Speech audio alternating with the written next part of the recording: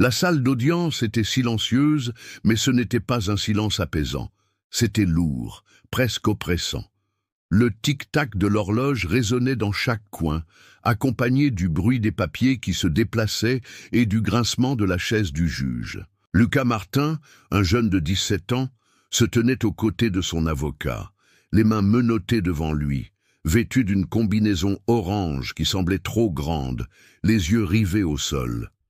Il n'avait pas prononcé un mot. Il était resté silencieux depuis la nuit de son arrestation. Au fond de la salle, sa mère, Claire, était assise, les mains jointes sur ses genoux. Il était évident qu'elle n'avait pas dormi. Ses yeux étaient rouges et enflés, marqués par une fatigue que le sommeil ne pouvait apaiser. Elle avait essayé de contacter tous les avocats qu'elle connaissait, mais personne n'avait répondu, ou ils avaient dit qu'il était trop tard, ou que le coût était trop élevé. Le juge ne leva pas immédiatement les yeux.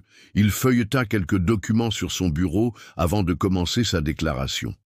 Dans l'affaire de l'État contre Lucas Martin, ce tribunal déclare le prévenu coupable de toutes les accusations. Il n'y eut pas de pause, pas d'émotion dans sa voix. Cela sonnait comme s'il lisait une liste de courses. La peine est la suivante. Réclusion à perpétuité sans possibilité de libération conditionnelle. Il n'y avait rien d'autre, aucune explication, aucun temps pour assimiler la nouvelle. Claire poussa un cri involontaire, comme si l'air avait été arraché de ses poumons. « Non, non, s'il vous plaît, il ne l'a pas fait. Je vous en prie, votre honneur. » Elle tenta de se lever, mais ses genoux cédèrent, la faisant tomber au sol avec un bruit sourd, les mains tendues, les coudes grattant le sol. Un sanglot s'échappa de ses lèvres, intense et aigu. Personne ne vint à son secours, ni les agents de sécurité, ni l'agent, ni même l'avocat qui se tenait aux côtés de son fils. Le juge ne bougea pas, ne la regarda pas. Lucas ne bougea pas, ne cligna même pas des yeux. Il resta là, immobile. Dans ses mains, il tenait un morceau de papier froissé, usé sur les bords. C'était un dessin, un croquis au fusain de sa mère lisant sous la lumière de la lampe dans le salon. Il l'avait fait la nuit précédant son arrestation. Maintenant, il était froissé entre ses doigts. L'agent de justice s'approcha. « Allez, Lucas !» Il ne résista pas, ne posa aucune question, tandis qu'on l'amenait vers la porte latérale. Il regarda par-dessus son épaule et vit sa mère au sol, toujours tendue vers lui, sa bouche bougeant comme si elle priait ou essayait simplement de respirer. La porte se ferma derrière lui avec un claquement ferme. La salle se préparait déjà pour l'affaire suivante. Il n'avait pas seulement été condamné, il avait été rejeté, oublié, effacé. Avant le procès, avant la combinaison orange, avant la peine qui lui avait tout pris, Lucas Martin n'était qu'un garçon tranquille, avec un carnet de dessins. Il vivait avec sa mère dans un petit appartement au 2e étage de la rue des Cerisiers. Une chambre, un canapé, une cuisine modeste. Il n'avait pas grand-chose, mais c'était un chez-soi et pour Lucas, c'était suffisant. Il n'était pas du genre à attirer l'attention, ne parlait pas beaucoup en classe, ne se mêlait pas aux grands groupes, mais il faisait attention aux choses, comment les épaules d'un professeur se tendent lors des mauvais jours, comment la lumière frappait le côté du bâtiment de l'école à l'heure précise du coucher de soleil. Il gardait tout cela en tête et plus tard le mettait sur papier. Lucas avait toujours aimé dessiner. Il emportait son carnet partout, même pour le déjeuner et en attendant le bus. Certaines pages étaient pleines de visages, camarades de classe, professeurs, personnes qu'il voyait dans la rue. D'autres représentaient des scènes, une bouche d'incendie cassée, le magasin du coin sur la rue 5e, sa mère dormant sur le canapé avec un livre sur les genoux. Il ne publiait pas ses dessins en ligne, ne cherchait pas à se montrer, n'en ressentait pas le besoin, mais il y avait un endroit où il se sentait vu, la bibliothèque du comté, à 6 pâtés de maison de l'école. Il y avait un scanner. Dans le coin arrière, près de la section de généalogie, il était vieux, lent mais propre. C'était là qu'il allait après l'école pour scanner ses meilleures œuvres. Madame Sophie, la bibliothécaire, souriait toujours en le voyant. « Entrez. De retour, Lucas. Ces écoles d'art ne sauront pas ce qui les frappe quand elles verront ton travail. » Elle y croyait vraiment. Elle était la première personne, en plus de sa mère, à lui dire qu'il avait du talent. Lucas hochait simplement la tête, gêné. « Merci, Madame Sophie. » Puis il commençait à travailler, scannant des portraits, des paysages urbains, des abstractions, tout ce dont il était fier. Il nommait chaque fichier avec soin, les enregistrant sur une clé USB parce qu'il avait un but. Il s'inscrivait pour la bourse Art Futur, un programme national qui pourrait l'amener à l'une des meilleures écoles d'art avec une bourse complète. Il savait que les chances étaient minces, des milliers de candidats, mais il croyait toujours que c'était la plus grande chose pour laquelle il avait jamais lutté. Le jour où il reçut la lettre de recommandation de son professeur d'anglais, il ne le dit à personne immédiatement. Il la glissa simplement dans la poche intérieure de son carnet de dessin et rentra chez lui lentement, comme s'il portait quelque chose de sacré. Ce soir-là, il s'arrêta au magasin du coin pour prendre le dîner. Un sandwich pour lui, des fraises pour sa mère, son fruit préféré. Il les achetait toujours quand il avait un peu d'argent de côté.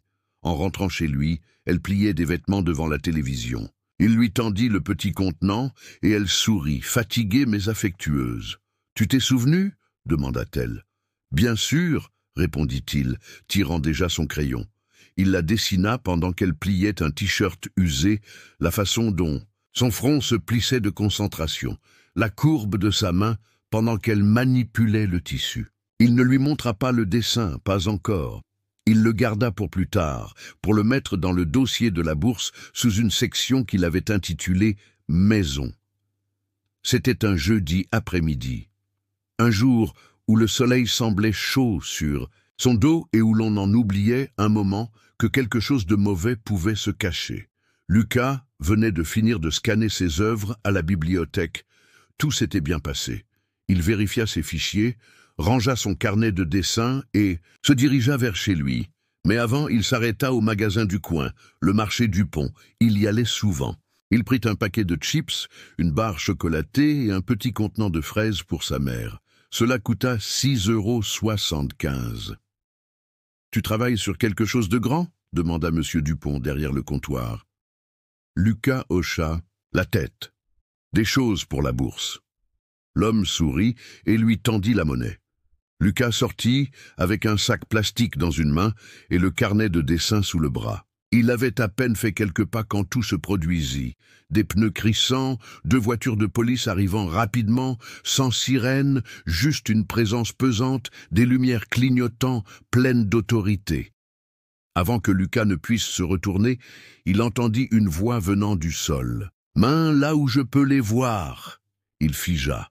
Une autre voix derrière lui, plus forte, plus autoritaire. « Je t'ai dit, baisse-toi !» Puis des mains rugueuses, agrippant ses bras, le tirant en arrière. Le sac de provisions tomba sur le trottoir, les fraises éclatèrent, le jus se répandant sur le sol en taches rouges.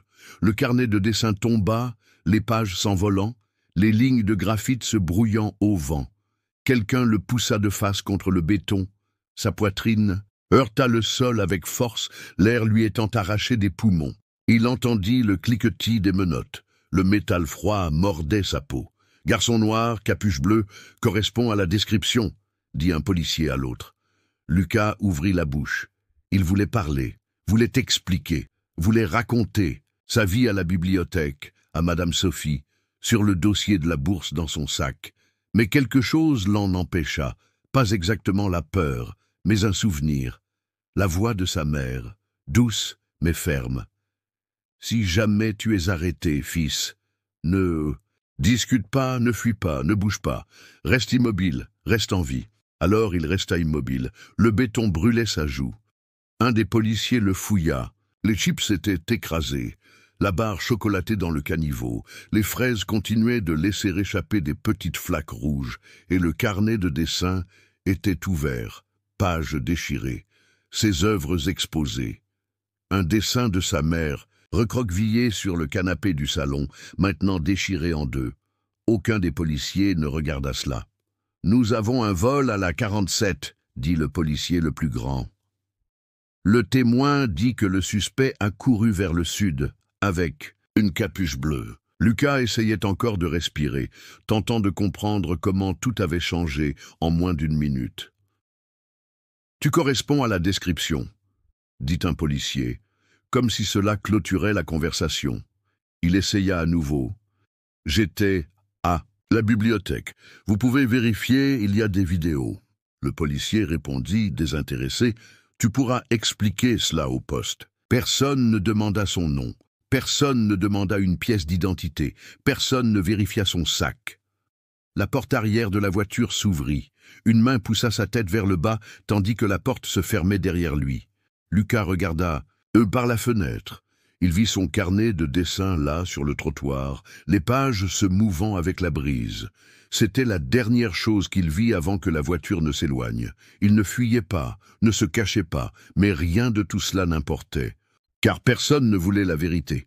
Ils voulaient juste une fin qu'ils avaient déjà en tête, et il semblait être le genre de garçon qui s'intégrait dans ce récit. Lucas rencontra son avocat public pour la première fois 10 minutes avant l'audience. Le nom de l'homme était Monsieur Dupuis. Costume gris, yeux fatigués, un dossier dans une main, le téléphone dans l'autre. Il ne s'assit pas, ne posa pas beaucoup de questions à Lucas, feuilleta simplement quelques papiers et leva brièvement les yeux. « Quelque chose que tu veux dire avant d'entrer » Lucas hésita. « J'étais à la bibliothèque, Madame Sophie m'a vu, il y a des vidéos. » Monsieur Dupuis hocha la tête, à peine attentif. « Voyons ce que nous pouvons faire. » Puis la porte s'ouvrit, et ils furent appelés. La salle d'audience était presque vide, sans jury. Juste quelques employés, un agent de justice paraissant somnolent, et le juge Samuel Lévesque sur le banc. Lucas était toujours menotté. Il portait un costume emprunté qui était large, les manches dépassant de ses poignets. Sa mère était derrière lui, les yeux cernés, les mains tremblantes sur ses genoux. L'audience commença rapidement. Numéro d'enregistrement 1092, Peuple contre Lucas Martin.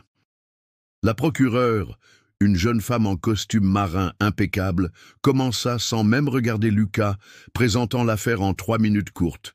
Une image floue d'une caméra de sécurité du magasin de jeux, un gant trouvé dans le sac de Lucas, du type que les artistes portent pour éviter que le graphite ne touche leurs mains, une empreinte digitale partielle sur ce gant, c'était la preuve. Monsieur Dupuis ne dit rien au départ. Lorsque le juge l'y invita, il se leva maladroitement et se racla la gorge. « Mon client est un étudiant, sans antécédent.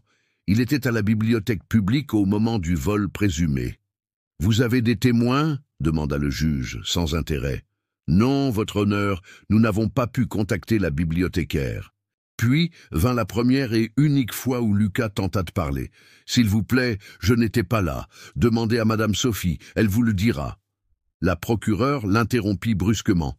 « Ce n'est pas un club de débat. Vous n'êtes pas ici pour parler. » Lucas resta silencieux. Le juge ne répondit pas, ne demanda pas ce qu'il voulait dire, ne questionna pas sur la bibliothécaire, ne le regarda pas. À la table du greffe, Julia Moreau tapait tout ce qui se passait. Elle travaillait sous le juge Lévesque depuis presque 5 ans. Elle savait comment il fonctionnait, rapide, froid, définitif. Mais quelque chose à propos de cette affaire lui nouait l'estomac. Il y avait des dossiers qu'elle se souvenait avoir vus la veille. Une photo de la caméra de circulation avec un tampon de date et d'heure près de la bibliothèque, un rapport sur la défaillance de la caméra de sécurité, du magasin de jeux, une incohérence dans la taille du gant. Maintenant, ces dossiers avaient disparu, simplement volatilisés, remplacés par un dossier plus petit avec moins de pages. Elle vérifia le système 2 fois, puis à nouveau, mais elle ne pouvait rien dire. Pas encore, pas là. Le juge se pencha en avant. Le tribunal considère la preuve suffisante pour le jugement. La liberté sous caution est refusée. Son marteau frappa. Le son résonna dans les murs de marbre, comme une porte se fermant. Lucas se tourna légèrement, tentant de regarder sa mère, mais l'agent de justice l'attrapait déjà pour l'emmener vers la sortie. La bouche de Claire s'ouvrit pour parler, mais aucun son ne sortit, et pourtant le juge Lévesque n'a jamais regardé le garçon qu'il venait de réduire au silence. Ce n'était pas un jugement, c'était un scénario, un processus, une décision, déjà prise avant que Lucas n'entre dans cette salle d'audience. Et peu importait à quel point la vérité essayait de parler, le système avait déjà choisi de ne pas écouter. 3 semaines après son arrestation, Lucas était assis sur le bord d'un lit étroit dans un centre de détention pour mineurs. Les murs étaient gris, les lumières ne s'éteignaient jamais, complètement. Le temps semblait ne pas passer, juste s'étirer. Ce soir-là, pendant l'heure des appels, un gardien lui toucha l'épaule. « Tu as un appel, fais vite !» Lucas se leva lentement. Ses mains semblaient lourdes, ses doigts picotaient d'avoir tenu un crayon trop serré trop longtemps. Il n'y avait qu'un seul numéro qu'il savait par cœur, et ce n'était pas celui de sa mère. Elle ne pouvait pas payer pour un appel à frais. Virée, et même si elle le pouvait, que pourrait-elle faire? Le numéro qu'il composa était celui que sa mère l'avait fait mémoriser quand il avait 10 ans, lorsque l'homme de l'autre côté envoyait encore des cartes d'anniversaire de temps en temps. Il ne l'avait jamais utilisé, pas une seule fois, mais maintenant il pressa les chiffres un à un. La ligne sonna à Washington, D.C.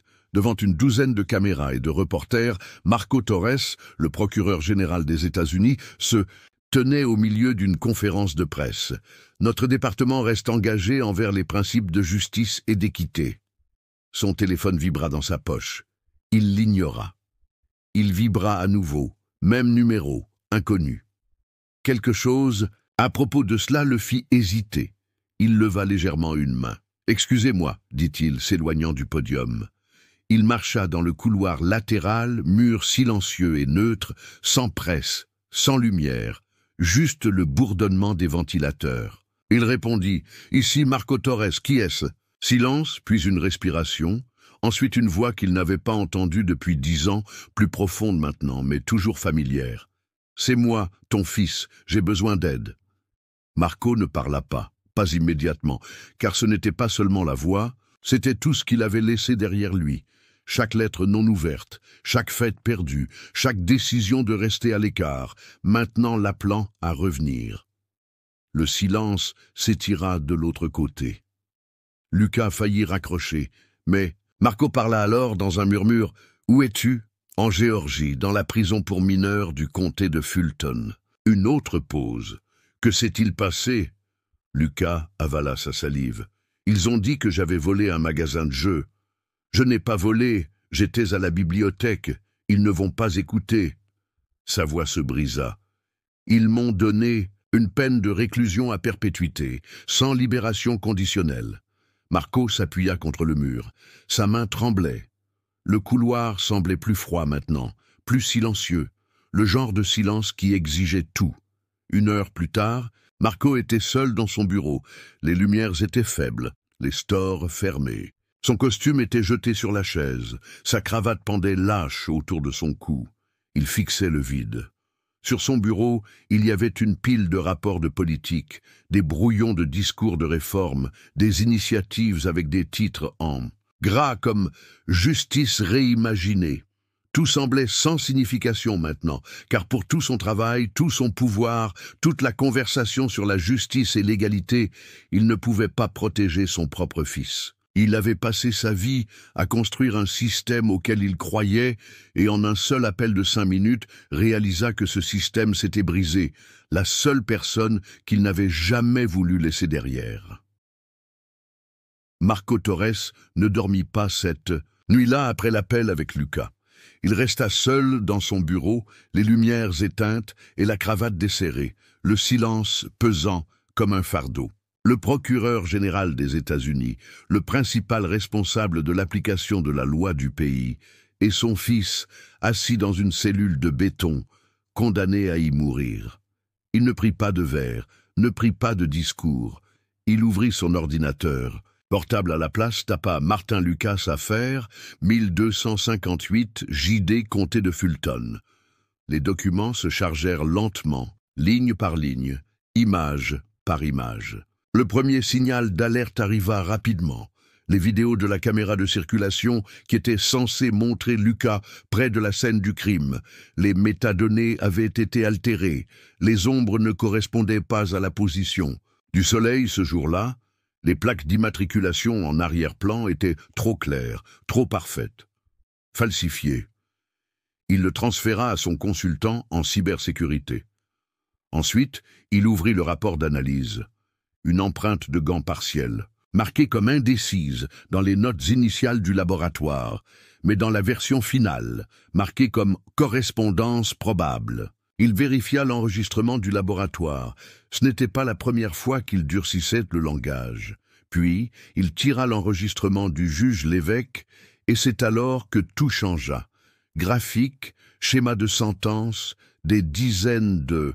Un cas de mineurs, presque tous des jeunes noirs, durée moyenne de jugement d'1,8 jours, objection de défense souvent rejetée, accord de culpabilité ignoré, peine maximale dans 94% des cas. Chaque ligne semblait une trahison, non de la loi, mais de ce que la loi devait signifier.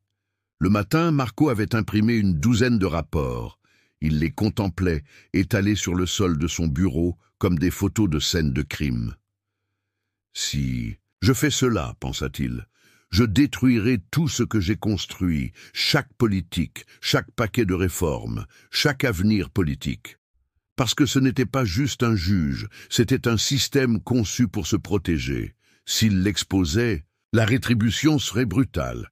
Cet après-midi-là, il passa un appel. Monsieur Mendes, maintenant à la retraite, vivant en Caroline du Nord. Mendes lui avait enseigné le droit de la responsabilité civile et l'éthique constitutionnelle, et, plus important encore, ne s'était jamais laissé emporter par la politique. Ils se rencontrèrent dans un café, tranquille près du bâtiment du DOJ. Marco s'assit avec des yeux creux. « Je dois te poser une question, dit-il, et j'ai besoin que tu me dises la vérité. » Mendes remua son café. « Vas-y. » Si c'était ton fils et que tu savais que le système avait échoué, que ferais-tu? Mendes le regarda. Je me souviendrai pourquoi je suis devenu avocat et je mettrai le feu à tout le système, si nécessaire. Cette nuit-là, Marco retourna au DOJ, sous le couvert de l'obscurité, sans briefing de sécurité, sans employé de presse, sans caméra, juste un but. Il convoqua 4 jeunes avocats, tous de moins de 30 ans, intelligents, désabusés par le cynisme, le genre de personnes qui croyaient encore que la loi pouvait signifier quelque chose. Sarah Lefebvre, droit des technologies, Marcos Dupont, défense pénale, Daniela Moreau, litiges en droit civil, et Thiago Morel, procédure fédérale. Ils se réunirent dans une salle de conférence tranquille, avec les rideaux fermés, les téléphones éteints. Marco parla simplement « Vous ne parlez pas de cela en dehors de cette salle. Vous vous rapportez uniquement à moi. Nous ouvrons une enquête sur le juge Samuel Lévesque et tous les cas qu'il a traités au cours des 10 dernières années. » Sarah cligna des yeux. « Sur quelle base? Corruption, preuves supprimées, faute judiciaire? Vous verrez tout cela. » Il remit des clés USB marquées simplement par des couleurs. « Commencez par Lucas Martin, mais ne vous arrêtez pas. » Là, il avait passé sa vie à gravir les échelons du système judiciaire, et maintenant la seule façon de sauver son fils était de détruire ce système, non par vengeance, non par politique, mais par la vérité. Et cette fois, il ne détournerait pas les yeux. Julia Moreau avait toujours été le genre de personne que le système aimait, silencieuse, efficace, invisible. Elle tapait rapidement, gardait la tête baissée, suivait les règles. 5 ans sous le juge Lévesque lui avait appris à survivre. Ne pose pas de questions, ne te fais pas remarquer, ne t'investis pas trop. Mais maintenant, chaque fois qu'elle essayait de dormir, elle voyait son visage, le garçon tranquille avec son carnet de dessin, Lucas Martin, juste un enfant. L'email était court, sans nom, sans signature. J'ai des documents, des mémorandums internes, des preuves qui ont été supprimées. S'il te plaît, retrouve-moi, sans caméra, sans nom, juste la vérité. Sa main plana sur la souris. Elle cliqua sur envoyer et regretta immédiatement, mais il était déjà trop tard. 2 jours plus tard, dans un café tranquille à la périphérie du centre, elle attendit. L'endroit était presque vide. Un couple au fond, un barista chantant « Faux ». Dehors, les voitures passaient lentement sous le soleil du printemps. Julia était assise près de la fenêtre, un pull en laine enroulé autour d'elle, avec un sac en toile usé contenant une seule clé USB à l'intérieur. Ses doigts traçaient la couture de manière répétée. Puis, deux personnes entrèrent, la trentaine, vêtements ordinaires, yeux alertes. Elles l'aperçurent, Sarah Lefebvre et Marcos Dupont, de l'équipe spéciale de Marco Torres. Elles s'assirent prudemment, mais gentiment. « Mademoiselle Moreau » demanda Sarah, doucement. Julia ne répondit pas. Elle atteignit simplement son sac et glissa la clé USB sur la table. Tout est là, les vidéos de circulation originale, mémorandums, notes internes. Regardez les tampons de date et d'heure. Le juge Lévesque a retiré le dossier de Lucas le matin avant qu'il ne soit réattribué. Elle gardait la voix basse, même dans une salle presque vide, regardant par-dessus son épaule. Il a déplacé l'affaire dans son propre dossier, brisé le protocole, sans révision. Sarah fronça les sourcils. Pourquoi ferait-il cela? Julia hésita puis leva les yeux, parce que son neveu, Carlos Lévesque, est le directeur du centre de détention pour mineurs central, le même établissement vers lequel Lucas a été envoyé. La mâchoire de Marcos se contracta. Cela n'a pas été révélé au tribunal. C'était enterré comme tout le reste. Elle atteignit sa tasse. Le café était froid depuis des heures. Il y a une semaine, quelqu'un est entré dans mon appartement, dit-elle à voix basse. Ils n'ont pas pris mon ordinateur portable, n'ont touché à mes bijoux, ils ont juste fouillé dans les papiers d'immigration de mon frère, le dossier de la carte verte. Les sourcils de Sarah se froncèrent. C'est une menace. Julia lâcha un rire creux de ceux qui n'atteignent pas les yeux. Oui, j'ai reçu le message. Elle tomba dans le silence un moment, puis atteignit la poche de son pull et sortit un billet plié.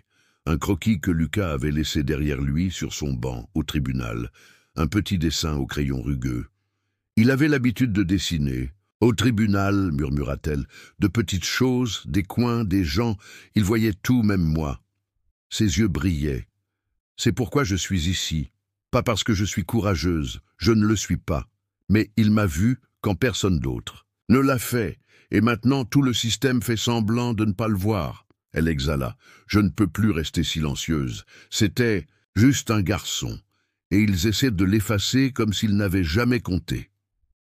Sarah et Marcos ne parlèrent pas immédiatement. Au lieu de cela, ils l'observèrent, non avec méfiance, mais avec quelque chose qui frôlait l'admiration. Pas tous les héros portent des armures.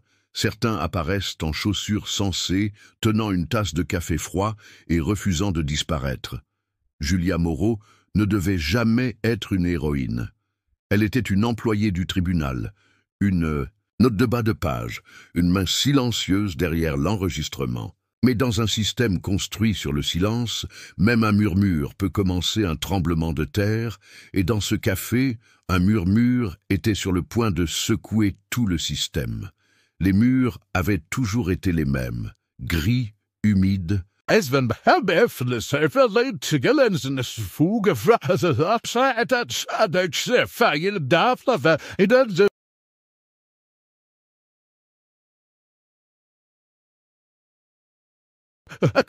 Gesode ekubese de papa is aan de level de love about bit out seke et tout wegen others yeah visitsemens lenny peu. Il commença avec Marcos, l'homme le plus âgé de l'unité de blanchisserie, un géant gentil avec des yeux doux et une fille qui écrivait des poèmes pour des récitals scolaires.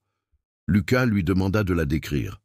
« Elle a mon nez, dit Marcos, souriant, et la ténacité de ma mère. » Lucas la dessina aussi, dans un coin de la page, debout sur une scène faite de papier de carnet. Puis vint Desmond, à peine 18 ans, qui chantait d'anciennes chansons de Motown tout en passant le sol.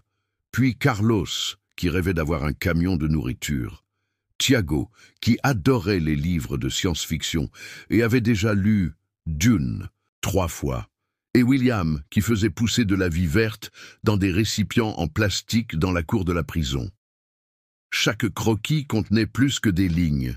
Il contenait de la mémoire, une voix, une présence.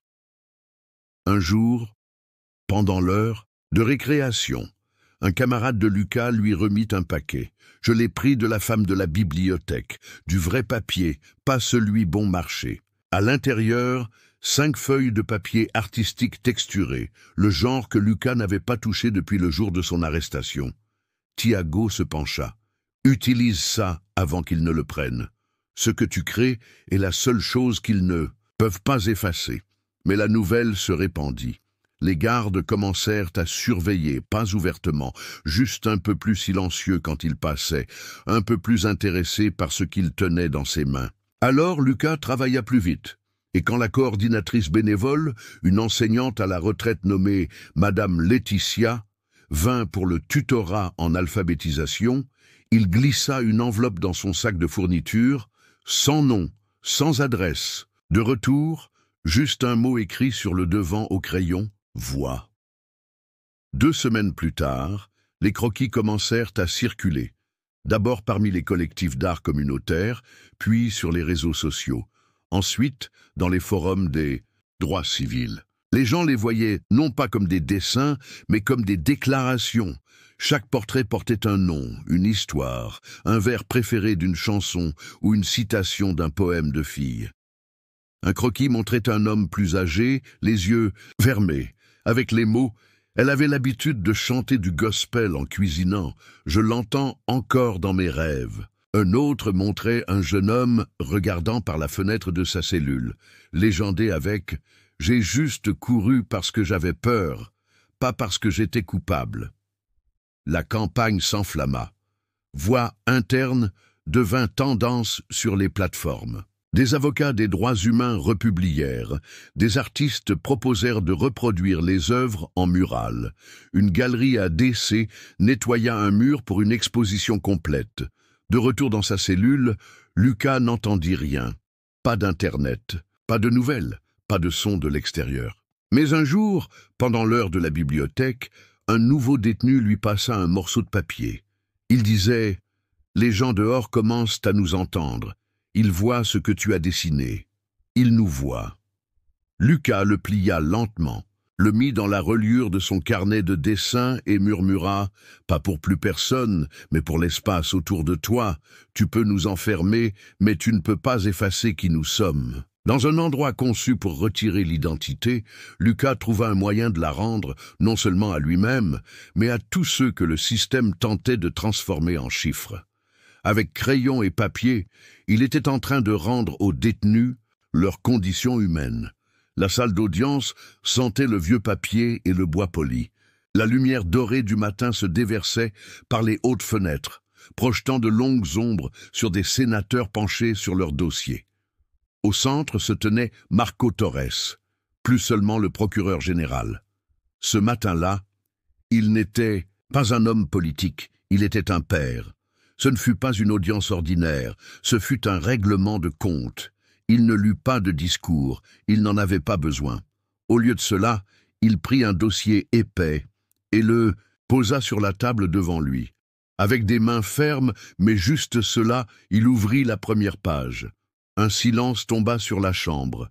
Journaux de peine, division raciale, calendrier de cas qui durait à peine 48 heures. Chaque page racontait le même horrible silence, des jugements rapides, des peines maximales, des garçons noirs disparaissant sans questionnement.